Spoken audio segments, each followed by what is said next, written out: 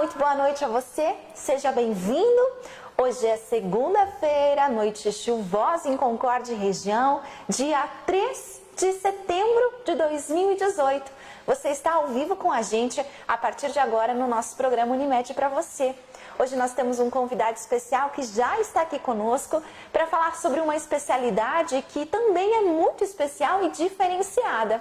Hoje você é nosso convidado a interagir, a pedir os seus esclarecimentos, a participar conosco e estar com a gente nessa próxima uma horinha da sua noite, do seu começo de semana. O programa Unimed para você da Unimed Concórdia começa agora ao vivo para toda a cidade e região.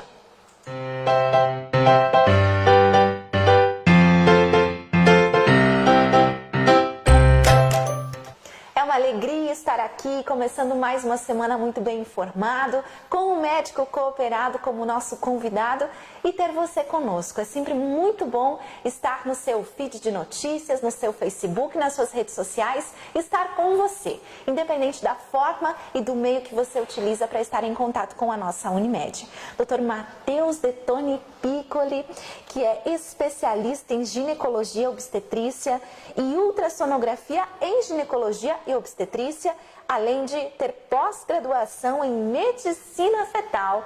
Doutor Matheus, boa noite. Obrigada pela presença. Obrigado.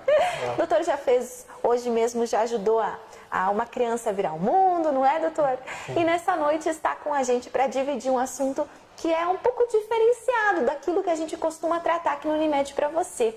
Hoje a gente vai conhecer a sua especialidade, doutor, medicina fetal. Mas antes, eu quero saber um pouquinho mais de você, doutor.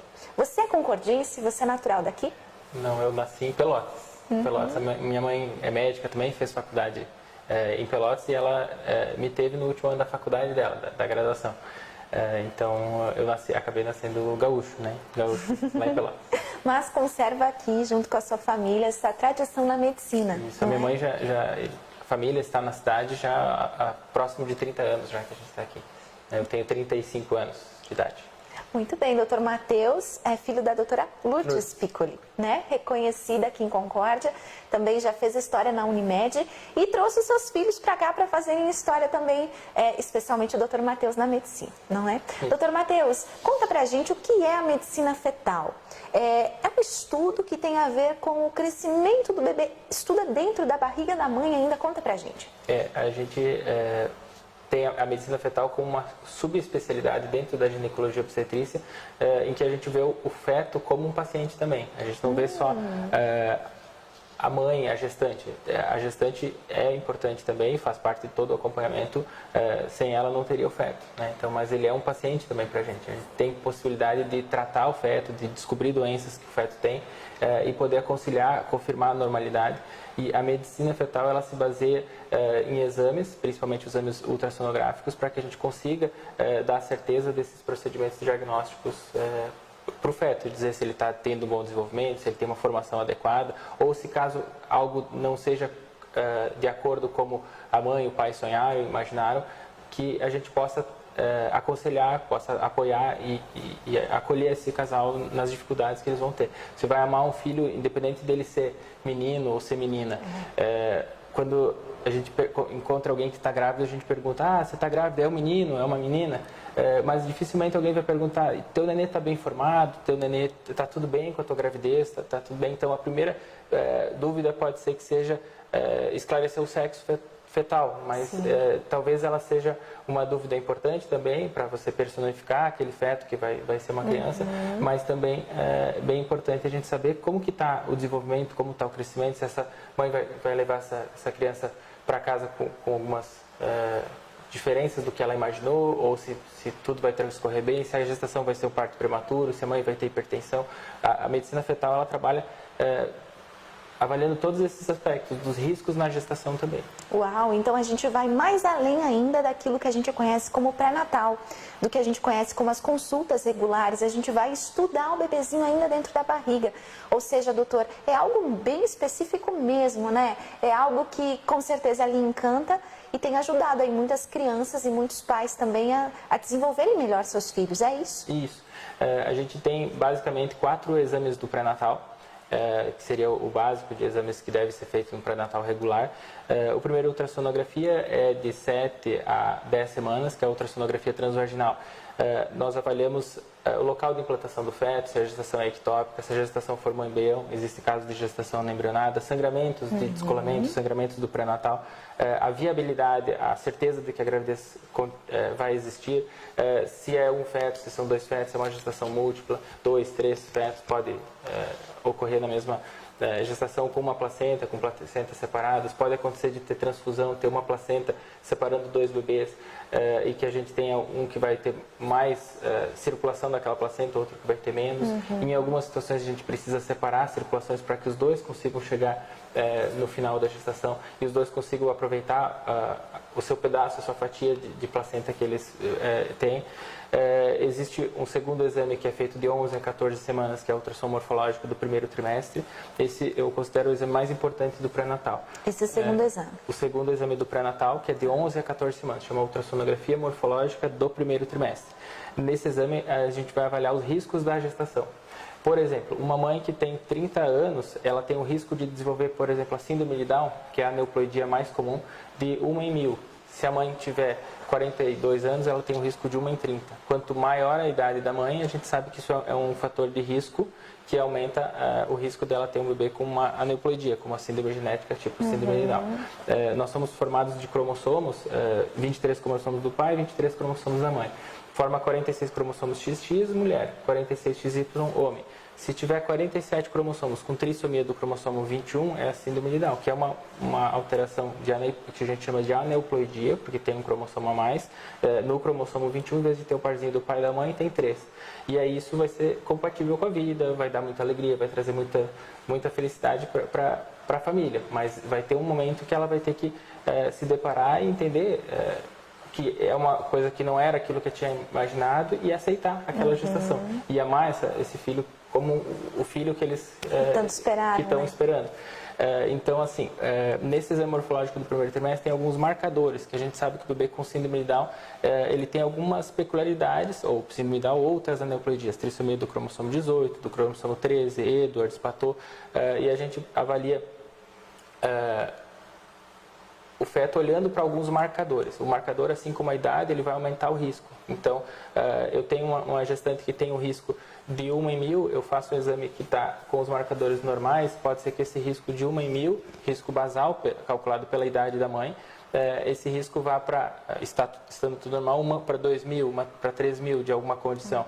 Ou pode aumentar o risco, ficar 1 para 4, 1 para 5, e a mãe considerar esse risco que aumentou e ela querer fazer procedimentos invasivos. Então, a gente pode, com a medicina fetal, dar o diagnóstico das aneuploidias, por exemplo. A gente faz uma biópsia do tecido da placenta, que chama biópsia de vilo corial. Isso faz a partir de 12 semanas até umas 15 semanas.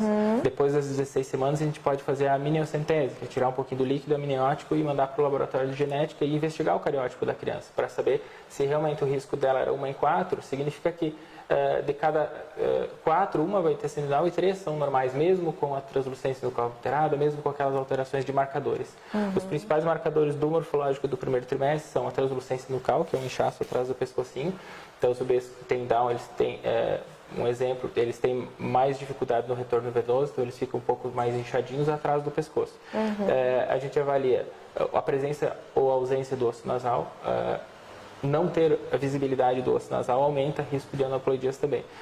Ducto venoso é uma entrada da circulação do cordão umbilical na barriguinha do bebê, uma parte vai para o fígado, a outra vai para o coração, e tem um caninho de 1 milímetro que chama ducto venoso. A gente avalia se ele tem o índice de pulsatividade normal ou se tem alguma insuficiência nesse vaso. E aí isso também pode aumentar o risco de alterações cardíacas do bebê, cromossomicamente normal, ou até mesmo alterações cromossômicas, a gente suspeitar de alguma aneuploidia, por exemplo.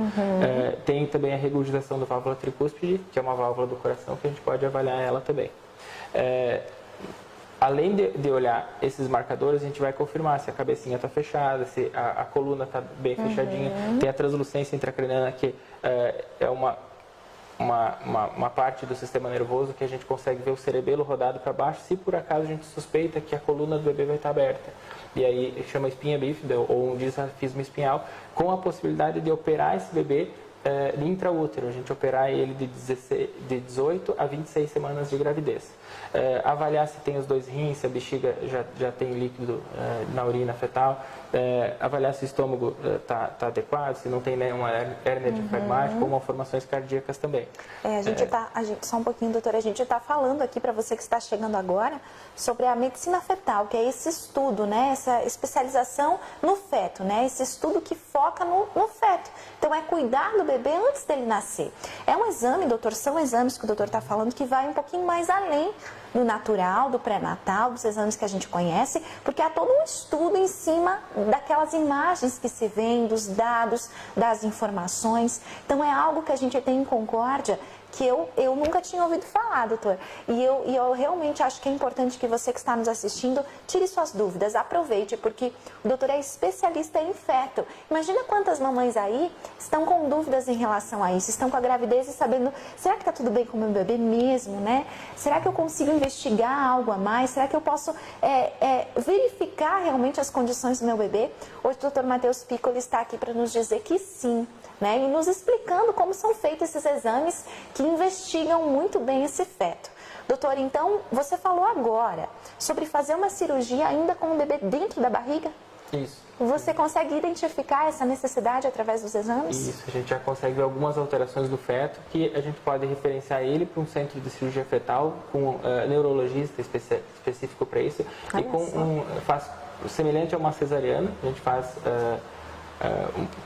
uma incisão no abdômen e o útero é colocado para fora, e com uma incisão no útero de 3 centímetros a gente consegue retirar o líquido amniótico e mobilizar o feto.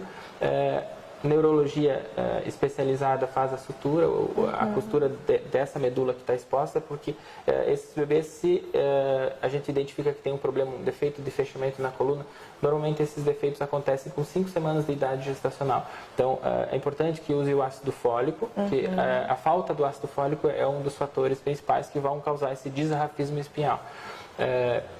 Então, a gente identifica que tem algumas alterações, a gente encaminha para o tratamento. Esse tratamento, se realizado pós-natal, pode trazer algumas dificuldades para o feto, porque no início da gravidez a gente observa que esses bebês têm bastante movimento, bastante trofismo nas pernas.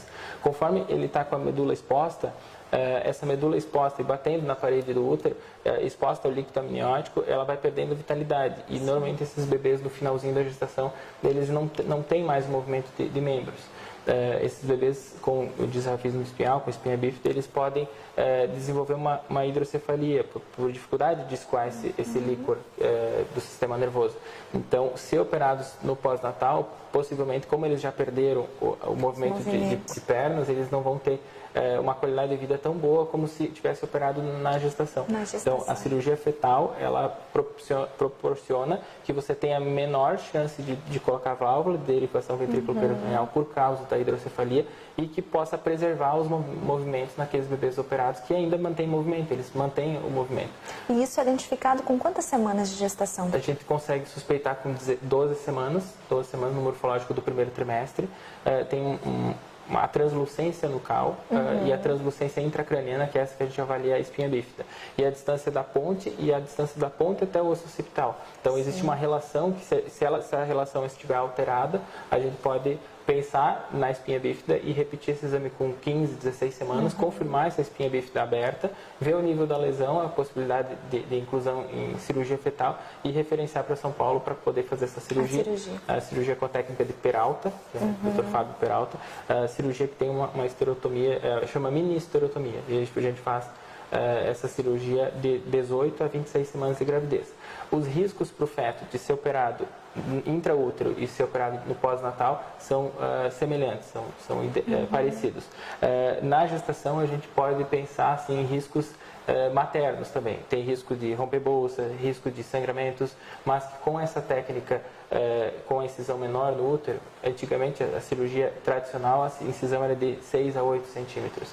Então, o grupo que faz essa cirurgia, que a gente tem vínculo, que chama da Rede Gestar em São Paulo, esse grupo já operou próximo de 200 fetos. fetos. Nossa, então há uma experiência, né? Há uma experiência e não há complicações graves, não tem incidência de parto prematuro, de ruptura de membranas, de perda fetal. Então, os resultados dos estudos, do acompanhamento, está muito bom. Muito bem, doutor Matheus. E crianças assim, fetos assim, isso é hereditário, isso é genético ou isso pode acontecer com qualquer criança? Pode acontecer com qualquer criança. Tem a ver com fatores nutricionais da mãe também, né? Pela deficiência do ácido fólico pode causar essa alteração.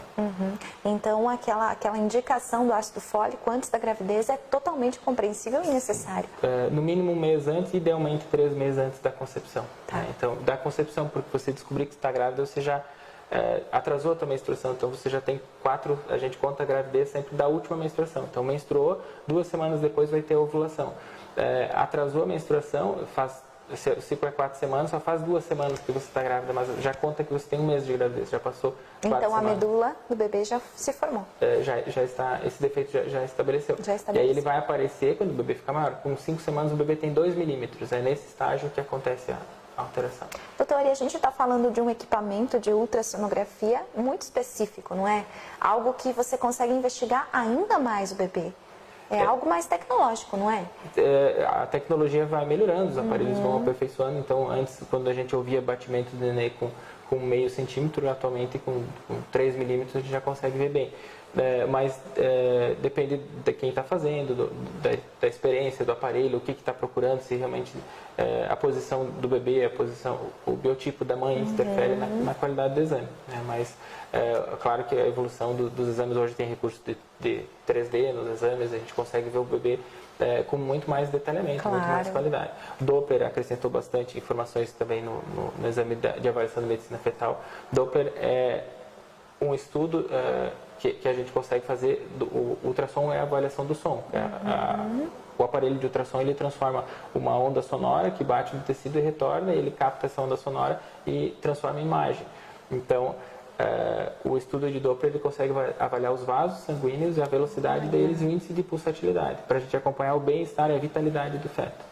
Muito bem. Doutor, então além desses exames, dessa avaliação, desses exames, tem algo a mais durante a gravidez? Tem outros exames que também são realizados? Ainda falando morfológico do primeiro trimestre, a gente pode avaliar as artérias uterinas da mãe para avaliar o risco de hipertensão.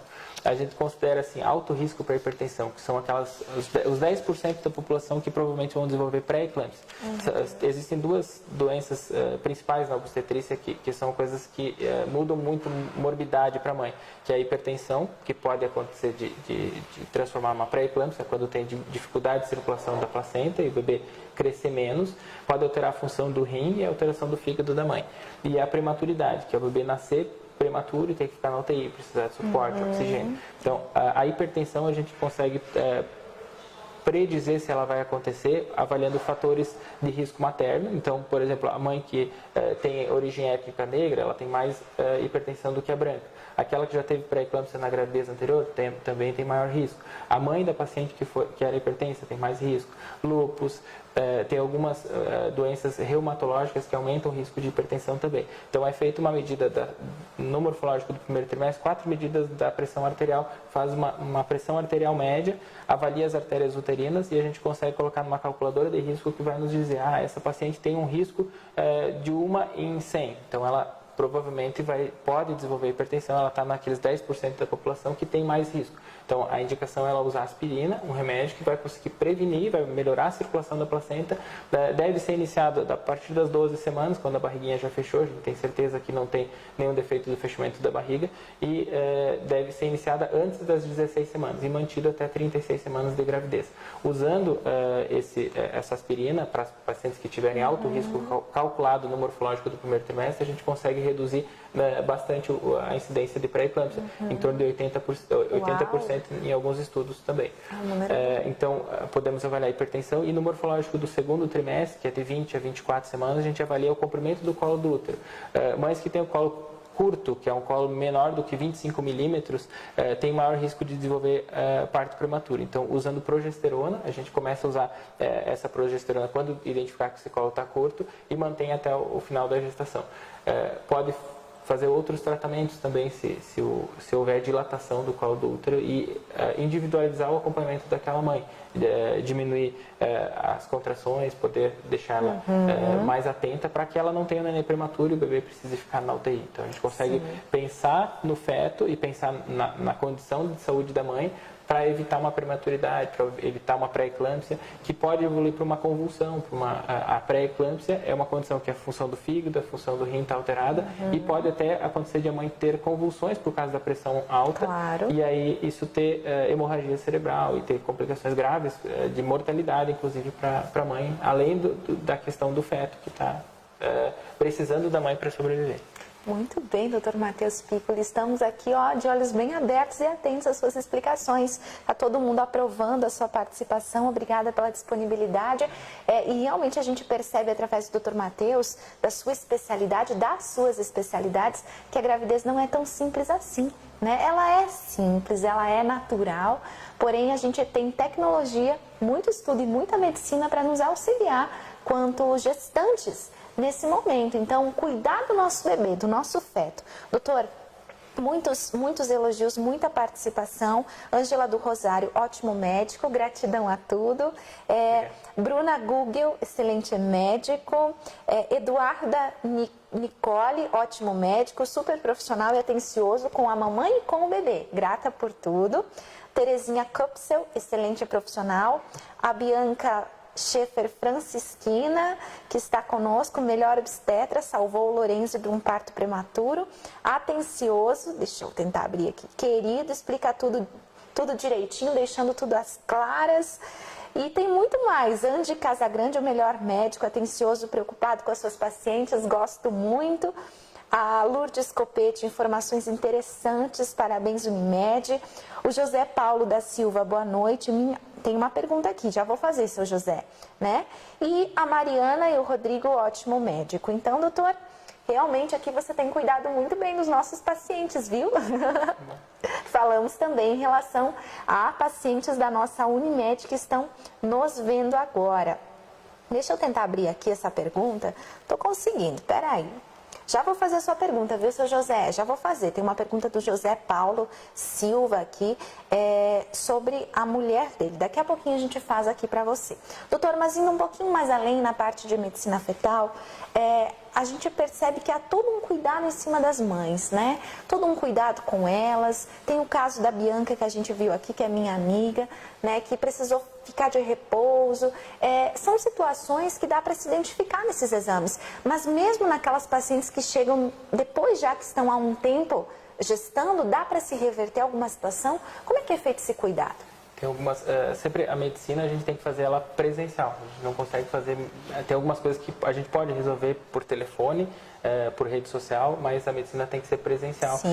A gente não consegue, assim, a paciente teve um sangramento, ela me mandar uma foto de um absorvente com sangue e eu dizer, nossa, o sangramento é por causa disso. Então, a gente precisa ver nossas pacientes, examinar elas e a consulta sempre precisa ter essa disponibilidade pessoal para a gente poder avaliar. Por exemplo, em medicina fetal, dos exames lá, ultrassom transvaginal, morfológico do primeiro, morfológico do segundo, para confirmar toda a normalidade da formação. No primeiro trimestre, a gente vê que tem, por exemplo, os 2 rins. No morfológico do segundo, a gente mede o tamanho da pelve renal, para ver se tem alguma obstrução urinária. Se a gente identificar, por exemplo, os 2 pés, a gente consegue ver no primeiro trimestre.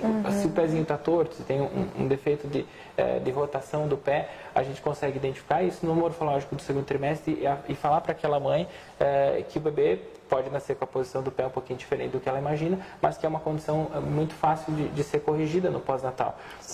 A gente vai nascer o bebê, vai fazer fisioterapia, vai usar botinha, de repente vai precisar de alguma cirurgia, mas pode ser que até não precise, e antes da criança caminhar a gente consegue...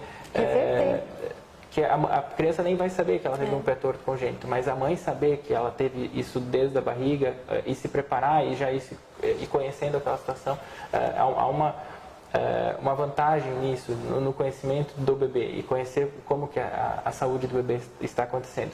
Tem malformações que são importantes a gente descobrir para poder referenciar para um local específico. Então, malformações cardíacas, cianóticas, que precisam nascer o bebê e já fazer alguma cirurgia logo no nascimento, a gente precisa identificar que tem aquela alteração cardiológica para encaminhar para nascer em centro especializado, porque o bebê precisa ser operado logo que nasce. Defeitos de fechamento da parede abdominal também precisa ter um cirurgião pediátrico disponível para poder fazer a correção.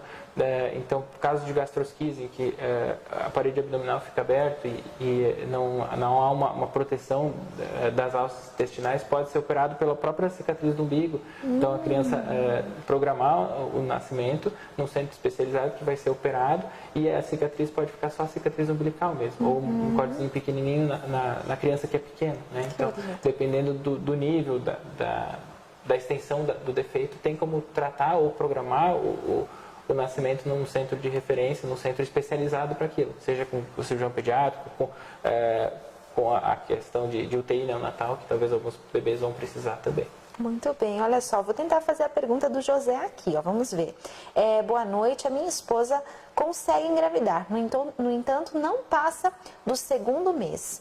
O médico informa que é aborto espontâneo. Há algum tratamento, doutor? A gente tem que investigar causas desse abortamento espontâneo. Então, como eu entendi que essa é uma alteração do início da gestação. Então, no 2º mês, seria assim, 7, 8 semanas. Pode ter alguma doença genética nos pais, que quando junta esse espermatozoide e esse óvulo, consegue ter a fecundação, consegue a formação do embrião, mas essa formação não fica adequada. Então, tem doenças genéticas que podem causar isso.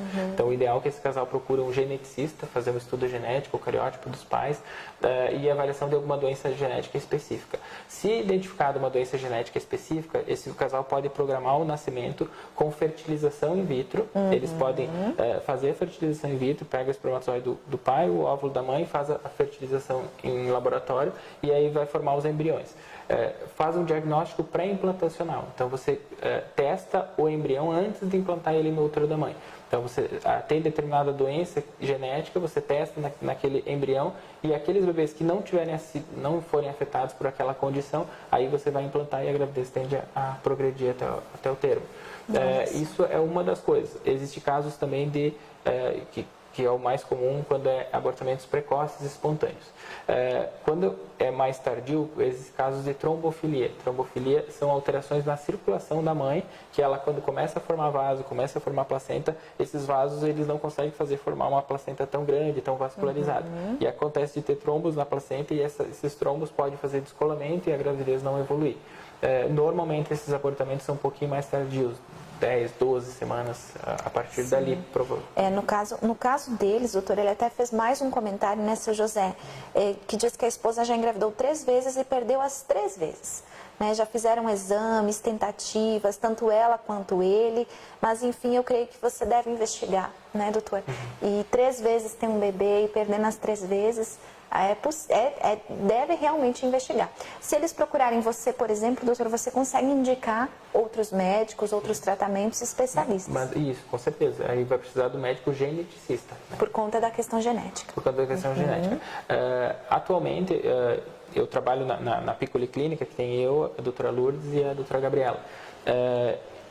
Somos uma família, né? Minha mãe e minha esposa. Nós atendemos a população, as mães, desde do período que nasceu, né, que é com a doutora Gabriela, depois menstruou, a doutora Lourdes, e eu estou ficando com a parte da obstetrícia. Então, na nossa clínica, assim, eu atendo quando já está grávida e exames de ultrassonografia.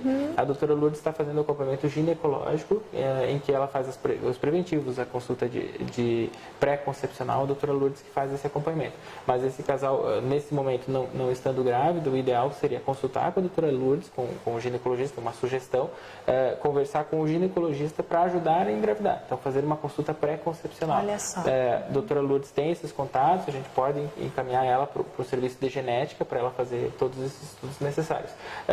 A agenda fica um pouquinho diferente para atender gestante e para atender ginecologia. Então, a minha agenda, eu preciso ter a consulta do mês seguinte para gestante, eu preciso iniciar um pré-natal, ter essa consulta do próximo mês, poder fazer exames de ultrassom para essa paciente, se ela optar por isso, tempo, né? Optar por fazer os exames lá comigo. E a doutora Lourdes faz esse acompanhamento de rotinas, exames ginecológicos, cirurgias uterinas, videolaparoscopia, o acompanhamento ginecológico no momento que não está grávida ou até tentando engravidar. A gente, na nossa equipe, a gente tem a doutora Lourdes que faz esse atendimento. Que bom, viu? Resposta dada e bem completinha. Pessoal, eu não estou conseguindo ler as perguntas de forma completa aqui, principalmente as perguntas longas. Não está abrindo aqui para mim o ver mais de cada um dos comentários, mas eu tenho mais uma pergunta aqui. Desculpa se não for corretamente a pergunta que você fez. Eu não sei se é o Felipe que fala ou é a Chayane, mas se você quiser comentar de novo, nas 2 primeiras linhas do comentário eu consigo ler e a gente consegue te ajudar. Mas eles perguntam o seguinte, esse casal. Não sei se fugiria do assunto, mas a questão da mulher com endometriose. Caso conseguisse engravidar, e o feto, né? É um tratamento normal, doutor? É um cuidado normal com esse feto? A endometriose é o endométrio fora do útero. Então, a camada da menstruação, que todo mês menstruou, ela está fininha, depois ela começa o ciclo menstrual, ela vai crescendo, preparar para uma gestação e depois, caso não engravide, o endométrio descama, vem a menstruação. Se engravidar, o endométrio vai ficar grande e vai engravidar. A endometriose, quanto mais menstruações a pessoa tiver, mais proliferação do endométrio ela vai ter. E o endométrio pode não estar só dentro do útero, ela pode estar na musculatura do útero, que chama adenomiose, pode estar no ovário, que chama endometrioma, pode estar no intestino, na bexiga, e cada vez que a mulher menstrua, ela ativa essas células endometriais e isso pode provocar cólica, dores também.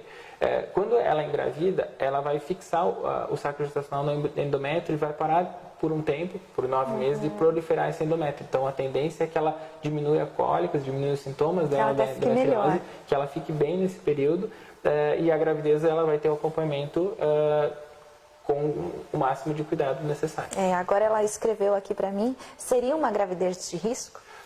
Depende do grau da endometriose.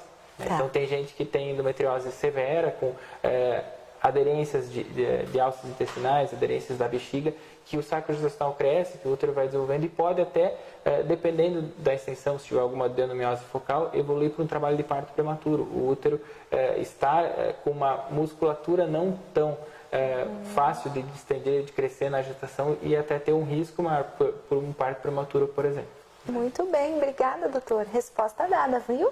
Conseguimos aqui responder vocês.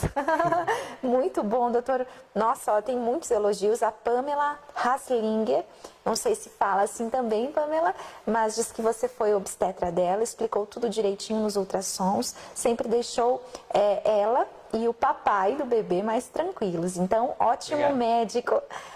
O Rafael e a Tainara da Costa também colocam aqui, oi, ótimo médico. E colocam um tema, ovários policísticos. O que é isso, doutor? Todo mês a paciente tem que ter uma ovulação, né? Então, assim, menstruou, a gente falou lá do endométrio. O endométrio, ele menstruou, tá fininho, ele vai crescer, vai espessar e caso não engravide vai menstruar. O ovário é ele que produz hormônios, estrogênio e progesterona. Então, o ovário vai produzir cistos, ele vai produzir um cisto que chama folículo dominante, esse cisto vai crescer até a hora que ele rompe e libera os óvulos. A trompa vai lá e busca os óvulos. E aí o espermatozoide sobe pelo útero, vai lá na trompa e tem a fecundação. Depois o embrião vai implantar dentro do útero. Paciente que tem ovário policístico, em vez de ela ter um cisto, um folículo dominante por mês, ela pode ter vários pequenos cistos na periferia do ovário, ficar o meio, o estroma dele branquinho e aí em volta vários pequenos cistos. Em vez de ter um cisto grandão de 20 milímetros, 22 milímetros para ter uma ovulação normal, ela pode ter vários pequenos cistos menos do que 10 milímetros. E aí esses vários pequenos cistos, além de não produzir adequadamente estrogênio e progesterona, eles podem produzir mais testosterona. E aí a paciente deve desenvolver maior produção de pelos, acne no rosto, e aí ficar com a menstruação mais longa, porque ela não consegue ter ovulação.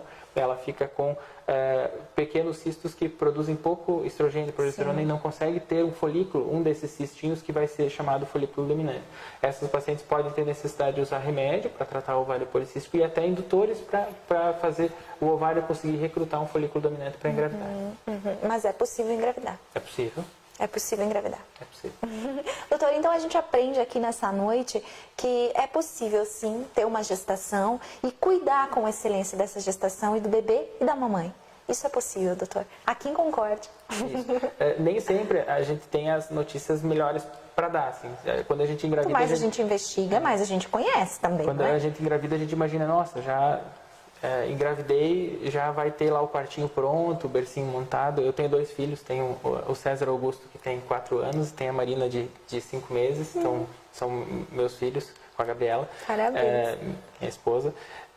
E eu vivi essa questão de pai, sou pai de menino, agora estou vivendo ser pai de menina também. E a gente imagina assim, engravidou, você vê o teste positivo da gravidez, já está pronto lá o bercinho, está pronto tudo para guardar na tua cabeça, já vai ser naquele lugar da casa, vai estar tudo pronto. Mas tem situações que a gente vai se deparar com notícias que pode não ser aquela melhor notícia, ou que pode ser uma notícia que a pessoa tem que trabalhar um pouquinho, aquela recepção daquele novo bebê que Deus está dando para aquela família, né? Então, a gente tem que acolher, tem que apoiar. Tem situações que são, a conversa é um pouquinho mais difícil. Na normalidade, claro que a gente consegue ficar mais tranquilo e monitorar, apoiar em todos os momentos da gestante também. Mas existe também esse cuidado, né, doutor? Um médico assim que nos explica direitinho deixa, com certeza, os pais mais calmos, mais tranquilos. E doutor, os pacientes aqui de Concórdia, os nossos bebês, eles têm nascido com saúde, de uma forma geral? Sim, as malformações, por exemplo, em torno de 2% dos exames vão ter alguma malformação. Mas é importante que a gente consiga diagnosticar isso o quanto antes. Para tratar antes. A gente consegue diagnosticar, tratar. Algumas situações é só a gente acompanhar. Por exemplo, o bebê com síndrome de Down, eles podem ter mais malformação cardíaca. Eles podem ter algumas dificuldades que ele tem uma condição já que não é aquela condição que o pai e a mãe imaginário de primeiro momento, mas ele vai ter também alguns detalhes que a gente tem que cuidar. Sempre ter um filho, engravidar, é você ter algumas preocupações. Então, engravidou, o bebê está bem, tem batimento, tem um bebê, tem 2 bebês, como é que está a formação do bebê? Qual que é o sexo do bebê? Ele está totalmente formado, daqui a pouco o bebê está colocando o dedinho na tomada, está lá com 2 aninhos e você está com medo que ele vai levar o choque. Então, ter filho é sempre ter alguma preocupação. A gente aprende muito com eles, a gente tem que respeitar as vontades e as atitudes que eles fazem, mas sempre vai ter algumas preocupações na vida de um pai e de uma mãe, né? Um pai e uma mãe nunca vão ficar totalmente seguros de tudo, né? Então, a gente pode apoiar esse casal nesse momento, né? E depois ela vai se apoiar em outros profissionais, vai ter o pediatra que vai apoiar, né? Então, a doutora Gabriela, minha esposa, trabalha nessa área de acompanhamento da criança. Então, vai ter vários momentos da vida da criança. Então, vai para a escola de natação, vai ter a professora de natação que vai ajudar a mergulhar, tudo. Então, a gente pode ter vários profissionais ao longo da vida para poder direcionando nas nossas dificuldades, né? Muito bem. Doutor, muito obrigada. Nem sei como lhe agradecer. Deixa eu ver aqui que horas são já. Já são 20 para as 9. Obrigada pela participação, por todos esses esclarecimentos. E obrigada a essas centenas de pessoas que estiveram com a gente. Creio que já são milhares aqui. Obrigada a todos que participaram com a gente. Faça sua pergunta ao Dr. Matheus Piccoli. Deixe seus comentários, que depois ele visualiza, né? A doutora Gabriela ajuda ele aí no Facebook a visualizar e a responder oficialmente essas perguntas mais específicas que a gente acabou não fazendo aqui durante a nossa transmissão.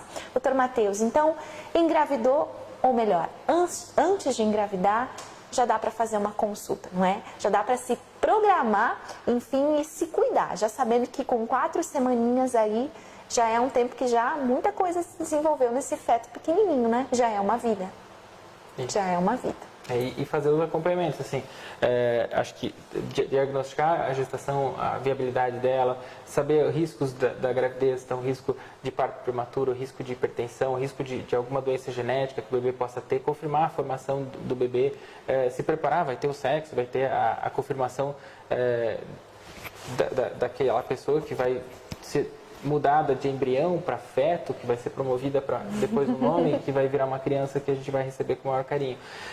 E avaliar o crescimento, saber se o bebê está na posição certa, avaliar se ele está sentadinho, até para programar melhor o nascimento. A mamãe que está com o bebê sentadinho, talvez não consiga fazer parto. Então, até os exames podem dizer assim, ó, o nenê está sentadinho, não está na posição certa, de repente vai ter que fazer um nascimento que não de parto normal, que cesariana, né? Ou não, o bebê está bem encaixadinho, tá bom, está no peso adequado, não está com mais de 4 quilos, não está com 2 quilos. O bebê com a mãe que tem hipertensão, ele vai ter restrição de crescimento, ele vai, em vez de ter 3 quilos, que é a média do peso para as meninas é 3 quilos, para os meninos 3,100 no nascimento. Então o bebê com a mãe com hipertensão, ele não desenvolve a placenta adequado como deveria. E aí, em vez de ter 3 quilos lá no nascimento, tem 2 quilos, 2,200, a gente precisa talvez até antecipar um pouquinho o nascimento para conseguir alimentar esse bebê, porque a placenta não está dando conta, e não está conseguindo suprir todas as necessidades do bebê.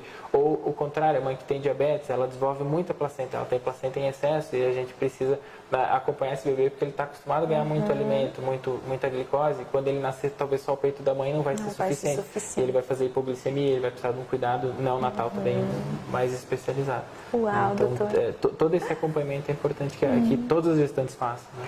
Todas as gestantes façam. Essa é a nossa dica de hoje aqui no Unimed para você.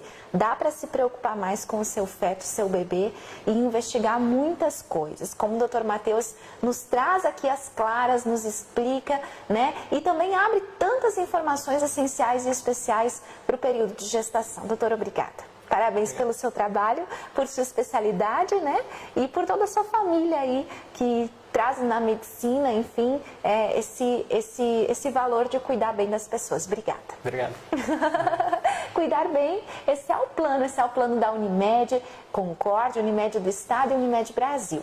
A você que está nos assistindo, obrigada. E antes de eu deixar aqui um boa noite, nós temos um vídeo para você, para que você se inspire. E se prepare, porque tem um evento maravilhoso pela frente. Mas antes de rodar o vídeo, eu quero fazer um convite, doutor. Vamos ter uma super atração na FEMIX 2018, lá no estande da nossa Unimed. É algo conhecido como Robozão. Você não imagina o que a tecnologia e a alegria podem fazer ao coração das pessoas. É mais uma forma da Unimed cuidar de você. Então depois você olha ali na nossa fanpage, dá um zoom, aproxima a imagem que a gente colocou na capa do nosso Facebook para que você possa ver o que a Unimed Concórdia vai levar para você, nosso cliente, nosso parceiro da comunidade a partir de quarta-feira no Parque de Exposições. Vai ser um grande diferencial e nós esperamos você para conversar, tomar um café, um suco, estar feliz conosco e ser bem cuidado pela Unimed. Mas agora a gente vai ver então o vídeo do nosso grande evento que acontece no último dia desse mês de setembro aqui em Concórdia.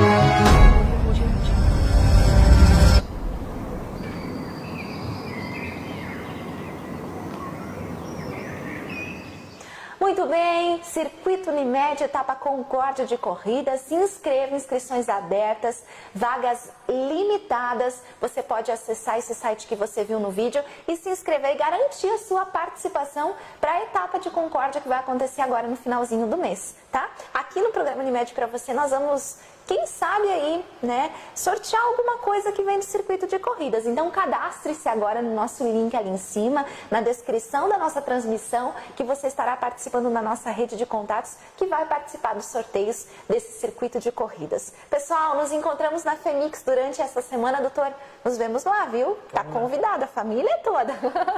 Você é nosso convidado, nós vamos estar no ginásio Tancredão, logo na entrada, com grande parte da equipe Unimed, de quarta até domingo, durante todos os momentos da feira. E a nossa atração você não pode perder. E segunda-feira a gente volta, nós voltamos na quarta-feira. A nossa transmissão da semana que vem será na quarta-noite, já que vamos trabalhar uma semana toda aí nessa grande feira do comércio de Concórdia.